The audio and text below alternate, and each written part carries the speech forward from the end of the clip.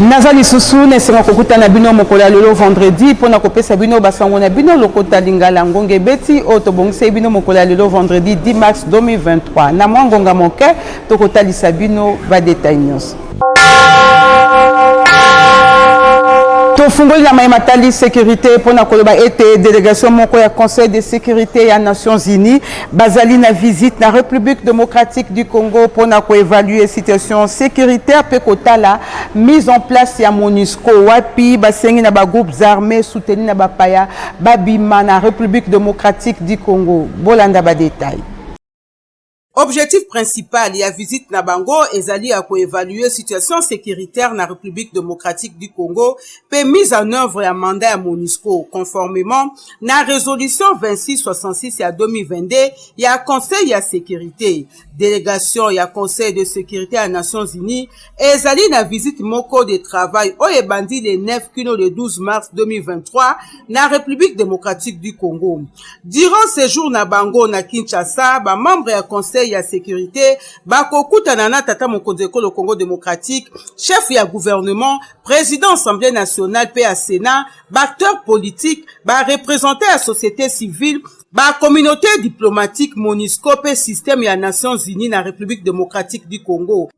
Nabokomi ya membre ya délégation ya Conseil de sécurité à Nations Unies na Kinshasa le 9 mars 2023 bazalaki na réunion na premier ministre ya République démocratique du Congo pe membre ya gouvernement ndambu oyo bazali concerné na mission na bango.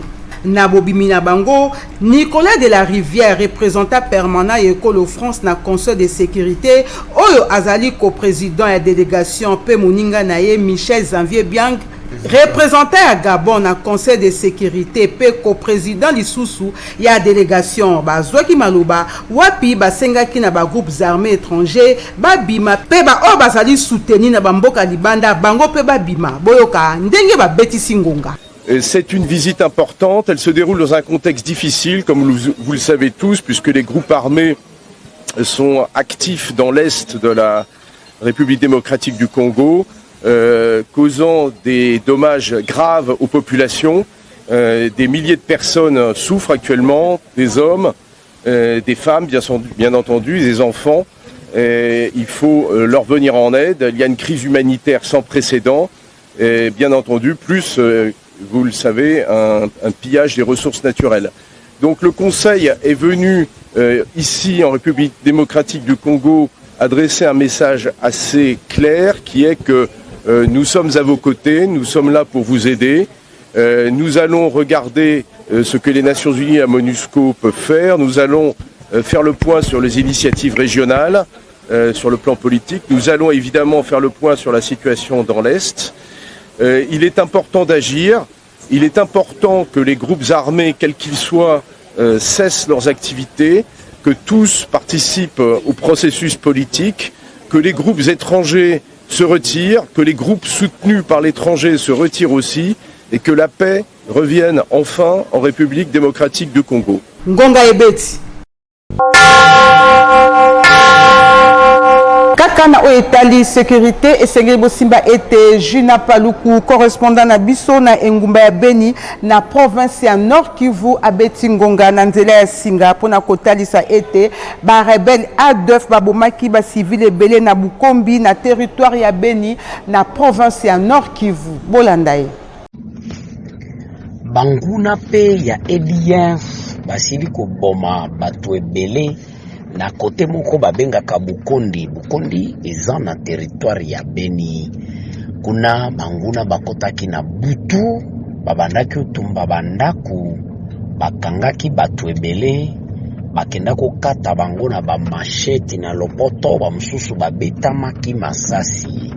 Munguna ya ADF asili lisusu kongala kotelema makasi na koboma na kotumba na komema biloko nzike ya bafandi na territoire ya Beni ensika nini ba mapinga ya FRDC na oyo ya Uganda basili kosala penza kokamba mapo babeta munguna ina eloko oyo mofandi azoko kakondimate azo comprendre répéter ndenge nini na tango bafolose bakomi mingi na makasi ya kobeta munguna nde tango pe munguna asili kosala biloko nzike ya mabe yango nde bafandi bazosenga lisusu kotalela kote mingi ya west na nzela ya ine ya minei ya national o babengaka numero 4 na Lopoto kuuta Beni kokende na Kisangani na nzela mususu ya kuuta Beni kokende na Kasindi cité frontalier na Lopoto ya Uganda Congo. Munguna asili kobima na kote o babengaka na Lopoto Est kokende na kote ya West.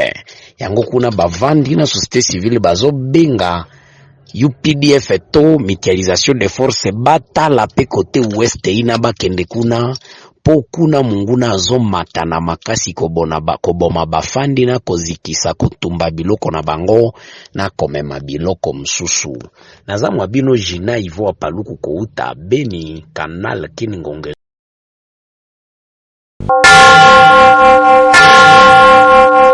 Membre de la plateforme politique La Mouka Bazalaki na Masolo mokolo ya vendredi 10 mars 2023 na bakambi à la police ya Kinshasa pour encadrement ya marche au Bazali nango mokolo ya samedi 11 mars 2023 boyoka bango ndenge ba betisi ngonga na mobimi na bango ya province Kinshasa de toyokana na inspection provinciale ya police ndenge nini to sécuriser marche na biso ya lobby samedi oyo kobanda na rond-point Ngaba tokota na avenue universitaire tozwi 15 tobimi na rond-point Super Lemba tokoyi na échangeur ya limité tozwi boulevard Lumumba boulevard Saint-Doué jusqu'à la stade Tata Raphaël. Donc il fallait toyoka na ba modalité de part et d'autre nini ba congolais na ba congolais o ba koya ko manifester contre agression ya mboka na biso par Rwanda. Ba congolais na ba congolais ba koya ko manifester pour que ba soutenir mapinga na biso. Bande ko na biso ya mibali ya basi bazana front ba bundela mboka. Il faut pas sentir que na simana bango à partir de Kinshasa ya Mwanda Gemena lisala partout au Congo. Ba congolais na ba congolais ni sola simana bango na sendi ba resistante na ba resistant ya ba parti na biso na sendi ba militante na ba militant ya ba parti na biso lobby to kokende ebele na marche mutu atombula muninga te asibelo kwa mutu te to ko marcher na kimia la police bakoya ebele ba police wana ba banguna na biso te bakoya po na biso bakoya po ba cadre biso soki omoni mutu azo sala désordre omoni mutu alingi ayibelo kwa bato kende signaler la police pour bakanga mutu wana ba ekateye mais yo combattante yo résistant au sala trouble te au perturber trouble te au finga mutu te il faut tout ça la discipline et ba congolais na ba congolais nyonso boya ebele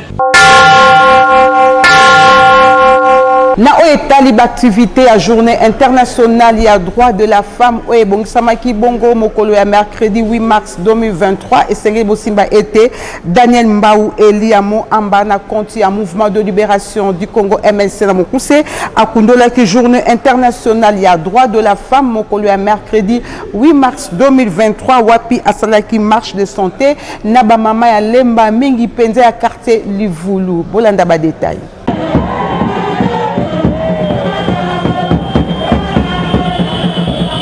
Na signe ya résistance patriotique Condé député national Eliamo Amba na compte ya mouvement de libération du Congo Daniel Mbau Sukisa a célébré qui journée ya droit de femme mokolo ya mercredi 8 mars 2023 na ba mama ya ville province ya Kinshasa mingi penza oyo ya quartier Livulu na mo Amba na commune ya Limba nyoso ebandaki na école tolingana esika wapi Daniel Mbau Sukisa le digne fils de Jean-Pierre Bemba Gombo akutanaki na ba mama pe apesaki bango briefingo yambo ete babima libanda pona kosana mo bange na marche de santé ezalaki sombele suka bisanga bolobo suka bingwale kaka ndenge bozali komona bilili Daniel Mbao Sukisa abimaki balabala pe atambolaki na etuluku ya bamama oyo bozali komona bilili na bakartier mingi ya commune ya Lemba na quartier Livulu pona koloba non agression barbare oyo ezali kosalema na este ya République démocratique du Congo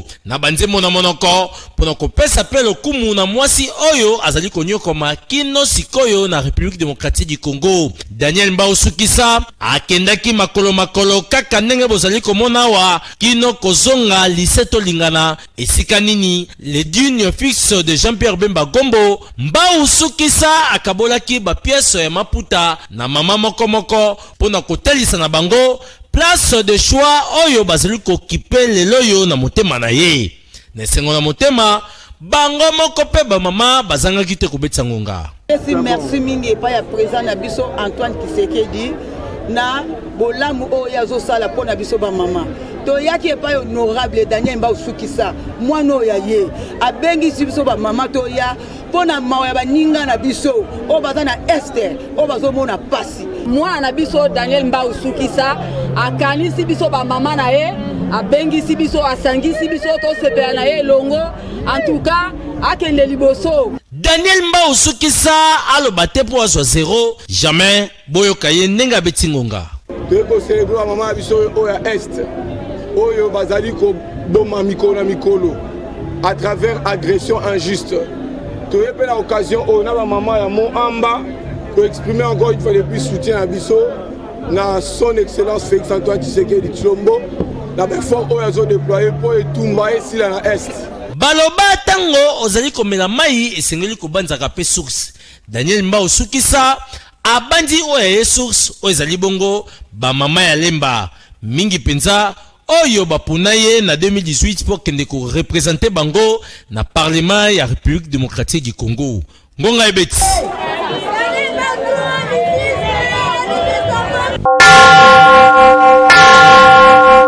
Totikali kaka na basango ya mouvement de libération du Congo MLC na mokuse pona koloba ete présidente communale ya MLC Kasavubu Gisèle Samba asangisaki ba mama ya Kasavubu mokolo ya mercredi 8 mars 2023 na quartier Matonge na commune ya Kalamu na cadre ya journée internationale ya droit de la femme. Bolanda ba détail. Na cadre ya journée internationale ya droit de la femme oyo ezalaka célébrer le 8 mars ya mbula nyonso pona année oyo 2023 femme dynamique pe battante Gisèle Samba oyo azali présidente communale ya MLC Kasavubu akangaki maboko te asangisaki ba mama ya Kasavubu pona kokundola journée yango oyo na bozuna ye maloba Gisèle Samba femme battante atournaki nanu miso na este esika wapi ba mama bazali victime ya makambo ebele lokola viol, tuerie, massacre pona kotanga kaka wana azanga kite ko rappeler thème national ya mbula oyo ezali éducation numérique égalitaire pour la paix et l'autonomisation de femmes et de filles en RDC. Pe sous thème pona MLC Tolobim numérique nouveau milieu de femmes du MLC par rapport à thème national pe international ezali ko tourner autour ya numérique. Président communal ya MLC Kasavubu Gisèle Samba a kotaki penza na mozindo na kotalisa na mwasi importance ya journée na ezali mingi journée à réflexion a betaki PCT likambo ya droit épanouissement ya mwasi pe égalité des sexes a zanga kite kolobela lisusu etali autonomisation de la femme nyonso oyo par rapport ya ba outil numérique boyoka ndenge ya betingonga. Le 8 mars, il y a des gens qui ont été pour na ba terrasse comme la terre, ce n'est pas ça. Biso ba mama, tozawana. Et ça va être pour l'encadrement non. Nous sommes là pour tous se prendre en charge. Ndenge bazo ba femme forte, tous à la femme forte. Tous à la karaté bato bakandi maboko bazo kotala papa et la bangote. Oh papa kosala oh pe mwasi pe akosala ngonga ebeti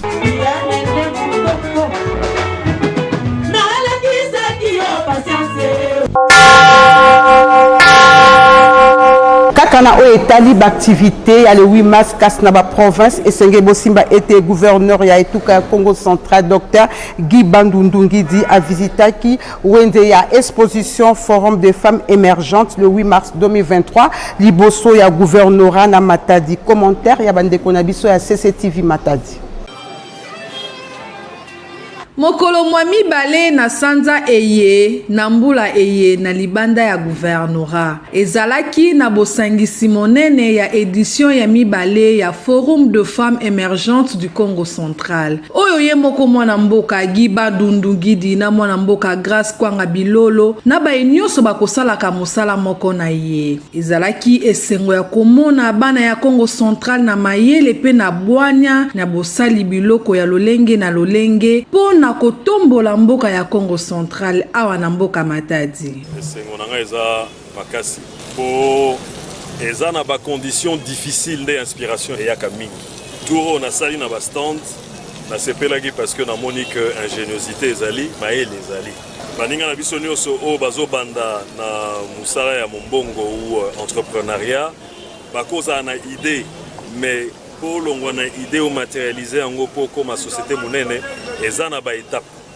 Il faut yo moko za la former na ndenge ya gestion mais il faut pe au transformer musala o sala au komisango formel donc au longwana informel au comme formel pour epesa yo chance ya rekoma monene. La CPLI parce que ba idée ezali ba initiative ezali ba maman de bazali bosso ya on epesinga esengo makasi na échange au tozui na ba exposant et puis si bisope maele na niveau ya province il y a façon to kosunga ba jeune entrepreneur ou alors ba entrepreneur il y a niveau informel ndenge ko sali sabon ko koti sabon na circuit formel au bakola donc vraiment na CPL mingi na initiative o na recépela ba édition ezala kaka peut-être la fois prochaine et si ko kokate peut-être que to luka sika mususu ya moi munene ba sponsor pe bazala ébélé, exposant peut baser ébélé. Mais cette fois-ci, province peut avoir un instant pour expliquer exposant. Parfois, les exposants n'ont pas l'information. Il y a une opportunité nyoso. Façon il faut que ça la pona rokola. Tata ya Congo central azali na sima ya bana ya Congo central pona kolakisa na mokili mobimba na bomengo oyo ezwami na Congo central na bokeli misala ya mike na nzela ya mabele pe na se ya mabele. Nangambo ya Okatanga Esengebo Simba était député national Elia Likasi ou Azalipe président fédéral Yalikasi na kontia ensemble pour la République Kiler Mubambe à Sanaki Milulu Monene ya Bamama ya parti ensemble pour la République na occasion ya journée internationale ya droit de la femme. Reportage ya Yannick Moulengo.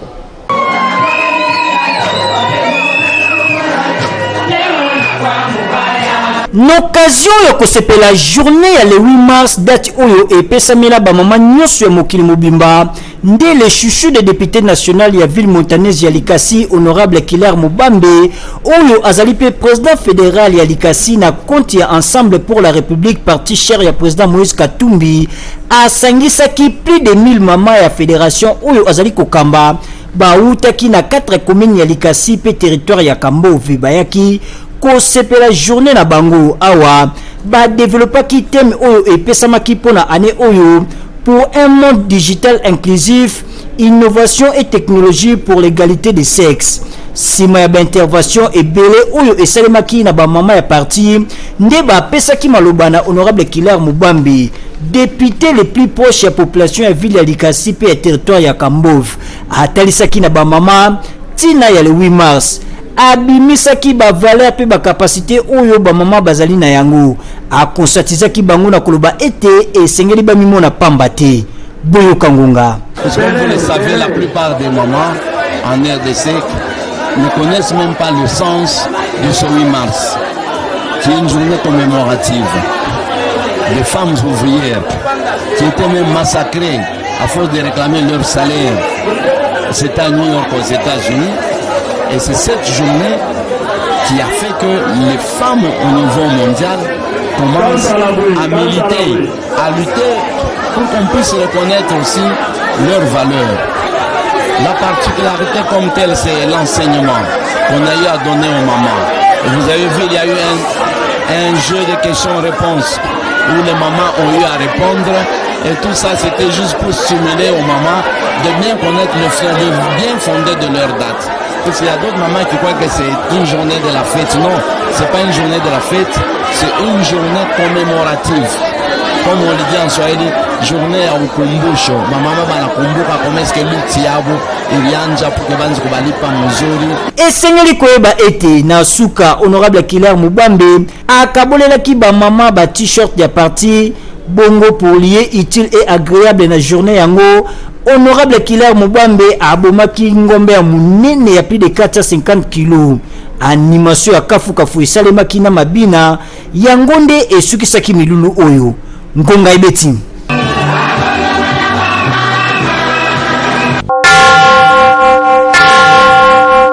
Nangambo éducation et Sengeli Bosimba était grande finale ya concours interscolaire et appellation et Salemaki Mokolo ya jeudi 9 mars 2023 na Mobongisi à complexe scolaire AA3 na route Mokali na Balabala Kimpese na commune ya Kimbantseke. Reportage ya Christian Makutu pe Yannick Moulengo.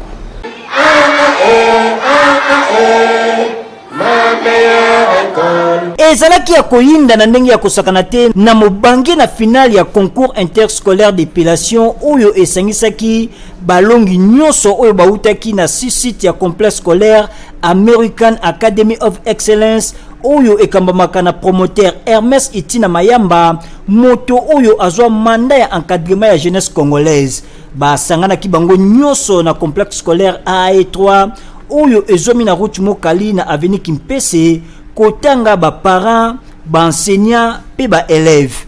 Yambo ya kokota na mozindo monsieur Jeff Kamala organisateur ya concours asalaki mo ya circonstance. Sima apesaki maloba na promoteur ya American Academy of Excellence Hermes Itina Mayamba wapi atalisaki importance ya concours oyo ezali kofungola bana.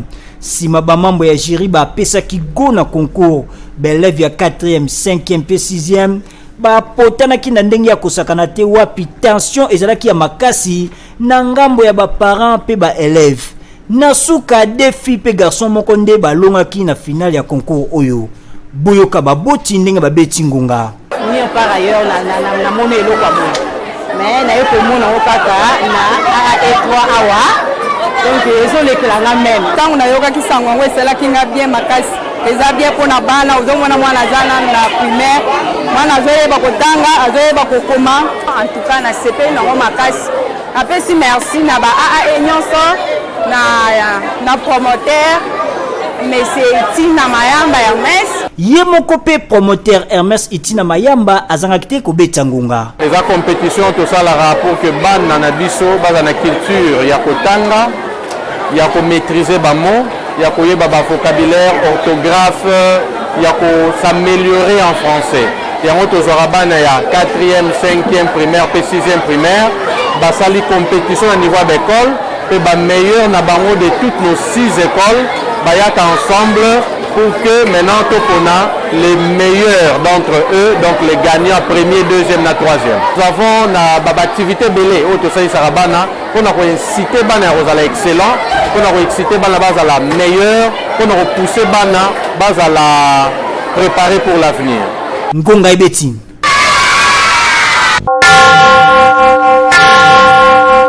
Nangambo la société Sengeli Bosimba était sortie officielle la fondation Mami na Kutua et Salemaki mokolo ya mercredi 8 mars 2023 na commune ya Lemba wapi azwaki participation ya bakambi ya Ligue de femmes ya convention de démocrates pour la République ba détail na Yannick Nzuki Mandembo.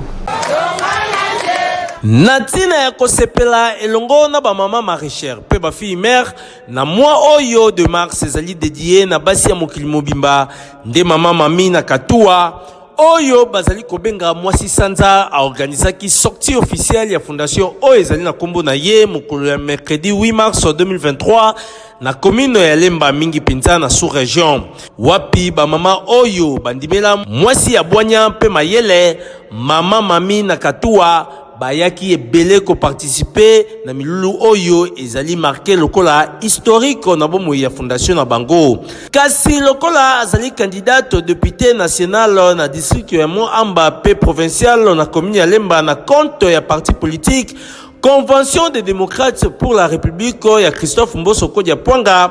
Mama Mami Nakatua abengisaki présidente ya Ligue des femmes ya CEDER, Mama Véronique Kombombo oyo encourageaki misala ya fondation Mami Nakatua. Boyo Kangonga. Esengeli mwasi ya miye ba nini azalini esengeli kosala. Donc c'est une initiative oyo tozo pesa elongoli do souder ba code pour que akende de l'avant puisque bato baza ko se retrouver te ba kozo misala ba banda ko apprendre ko tonga ba banda ko apprendre ko sala suki ba banda ko apprendre bilanga ba banda ko yeba kenga na za mwasi ngamu tunapesa ka kombo ya mwana ngamu tunamema kazemi ngamu tunazaka na chaque jour na esengeli ka dali ala te na lela te na telema. Na maloba na ye Mama Mami Nakatua mwasi sanza atalisaki ba mama ntina nini ye akeli fondation oyo pamba te azali wana pona kosunga ba personnes vivant avec handicap, ba fille mère pe ba femme maraîchère pona ko développer commune ya Lemba en particulier pe mo amba mobimba en général. Boyo kaye ndenga azali ko betsa ngonga pona nini na ponaki journée ya lelo. D'abord, quand on est en mois de mars, mois de la femme. Donc, là, le rôle à moi, si, on a toujours l'hyposo, on va balanda, tout temps, on a elongo, na pona ki lelo, pour tout ça, la paix, quand la sortie officielle n'a pas son parlement. Na kanisi, Makamboana, il y a le 8 mars, moi, ça l'a tali pour ta tonini. Et si tu aussi, tu sautais Makamboana. Même ça qui vient au toku, tout ça, là, échange. De réfléchir ensemble ndenge ne longo tokoki kotia liboko mpona kotonga nzungu oyo ezali mboka ya Kongo. Ngai nani ngai Mami Nakatua ya bino moko oyo naliaka na bino nalobaka na bino nga naza soso ya mboka. Milulu oyo esukaki na esengo makasi kolia pe komela ezalaki au rendez-vous wapi mama moko azwaki oyo ya yembano esengo ezalaki na ndenge ya kosakana te. Ngonga ebeti Jesse Afebu Sassama, président jeunesse ya FDC Kimbanseke Akendeki, Kotondo Nzambe na paroisse à église évangéliste Christ et les mêmes na campem na commune Yansele, Yambo été azongi la activité politique simana ekozwa carte électeur. Ba détail na Purus Pembele. Président ya jeunesse ya FDC Kimbanseke Afebu Sassama Jesse azongeli ba activité politique sur terrain simana ekozwa carte électeur lokola mwana nzambe nyonso ya mbona ya zonga terrain abandaki na eno na maboko ya nzambe na nzela ya église évangélique Christ et les mêmes ya campem tele na église oyo kamba makana mama pasteur Cécile Amuni mama moto sima mate ya louange pe adoration azwaki maloba liboso ya bana nzambe ete nyonso esengeli asala liboso atana nzambe na première position babondeli pona ye pe ataki mabonza pamba te bakotaka ndako ya nzambe maboko pamba te boyoka ye ndenge abeti ngonga. Après un certain temps natikaki ba activité politique na banda ekosala sous ba activité politique te na lukaki na reprendre ba activité politique à partir de lelo na reprendre ba activité politique yango na lingaki na dédier na maboko ya nzambe na ya na église na zo lipamboli pona kwantame ba activité politique na ngai na tomisami na esengo kati na ngai parce que ndenge natalisa bango na nyonso tokoki kosala na bomoi na biso esengi tolekisaka nzambe liboso parce que nzambe nde kisi na biso bandeko nyonso ya Kimbanseke vraiment to soutenir mwana na biso ndeko na biso ya na biso Jesse Afebu Sassama parce que ezana muto yazana nzambe ndazana nyonso muto azana nzambe azaka na makanisi ya malamu soki toko soutenir ye kakokoma na esika oyo nzambe abongisi mpo na ye akobosa na pe biso te ngonga ebiti.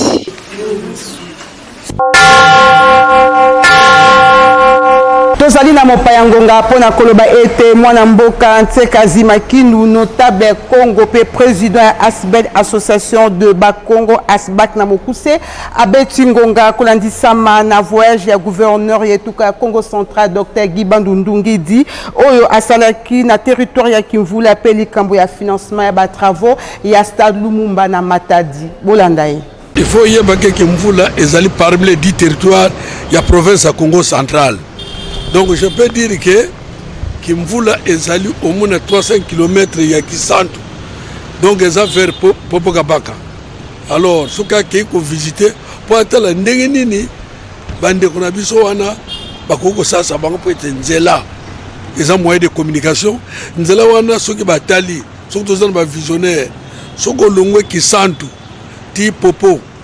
Olongwe Popo ok Luange Tsikapa et puis Kasai Kala babano ko yela nzela wana puisque biso na bakata na ba Luba na ba Tabandundu na ba Congo tuzaki province moko province du Congo Kasai nzela wana soko longo wana ti Mujimai donc ils ont une importance bagas maya kwango chapo na Luange eleki boy olia ko kende boy ezali tinate surtout ande ko biso Bandundu nze oyebi ke balongwa kana popo bakenge na moto faut $100 ko longi sana aller retour $200 donc nzela wana mukuse ke ba yela boiti abatu balongwe popo nzela za leta muto kusala ngo tozali na province d'entité décentralisée tozali na autonomie à province tozali na rétrocession constitution va retenir 40% à la source alors le minana kusala ngo gouverneur azana droit kusala nzela wana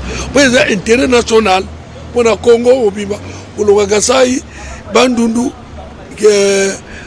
Gisantu et puis Matadi Okepoto gouverneur va nommer il y a 6 mois il faut attendre la tambour dans la province dans le territoire news il y a des difficultés dans le territoire ba portugais bana ko yapa na biso ba voiture bana ko kende tikolonga Gisantu Kasai presse zalagité mais quand on a des alaki bana ko sala alors pourquoi les locaux moyens zalité to kiti mabe puisque moi comme on les a été au moins le gouverneur a outu ko zwali kamomoko tango ba keko na nzela kamne balokaki atamblaki na moto pour que monde pas faut que la prière population bango ba kanase que Congo ezaka kisasa non Congo ezali secteur territoire et puis province et puis République démocratique. Est-ce que le problème kaka ezali ka stade wana na linga to bande ko biso ya Mvula bakete ko beta match kuna priorité ko bongisa ko ba nsereza moyen de communication ko ba kamune kende po ebiso biloko bateka bazombo uzomona alors ba ko mbadu bokoni ko sa stade et stade bango akuteki combien rétrocession yakate na linga yebisa yo soko tele payage ya bon marché ya Obeka gouvernement provincial a joué à 2%. Province a joué à 2%. Ce côté le ministre national et le gouvernement central a joué à 10%. Ce côté le péage, il y a nation numéro 1. Et c'est qui péage, il y a province à Congo central. Le gouvernement central a joué à mais après ça, kaka, sur 6 millions par mois, après ça, dans la province, $200,000. Vous avez dit que c'est un peu de temps. Vous avez dit que c'est $200,000. Si vous avez dit que vous avez droit, il y a un autre tour. Il faut que 200 km et Anzela Magadam. Il y a un péage dans la nation numéro 1. Comment tu appelles ça les Chinois? Vous avez dit que c'est un peu on l'a dit que la fois passée, comment va se faire un contrat, va s'aller le remonter. Péage, mais c'est Simon Abandé de Batvalé à la Gambo. Nous allons passer la gâte. Vous avez la banzela extra béton à Sala, dans sa fréquence. Nous avons sinon Bazo Bamba. Il faut que sinon Balungo, Congolais n'y a que gérer péage à Chine. Attends, tu vas Bango Bazala. Donc, pour vous dire que Batouna Gibadou, Gibadou a Yesikoyo, a coûté qui situation est stade, à Sali 6 mois. Na uta kwa sababu na mwana mwasi utukubala 6 mois pamba usenga ye wapi mwana buti faut ça la zoba dans 6 mois donc voilà na lina hivi sababu que makamo bazolo banyoso pona Gibado ezati nate Gibado atie calme na mboko atuma tubwana avec un grand voleur wa yibaki mbongo na province wa détruire province mais Gibado à côté mboke komi calme batabana sécurité des zones za kasute donc batikela makama bozoba wano yoka makele sute ba sasa nga batute ndenge atu azala ko bomisa bana pe batabana ko kiomba Congo mais le bato komi calme faut ça reconnaissant Na basango oyo nde na zwindingisa ya kokabwana bino soki bosepelaki na basango lelo vendredi 10 mars 2023 bopesa matondo mingi na Patrick Lusala zaki na biso sima ya kamera ala bomba pe Christian Makutu basimbaki biso na montage ngana bino tokuta lisusu mikolo ezali koya bozala branché na manaka ya kanaki télévision Télé Vérité.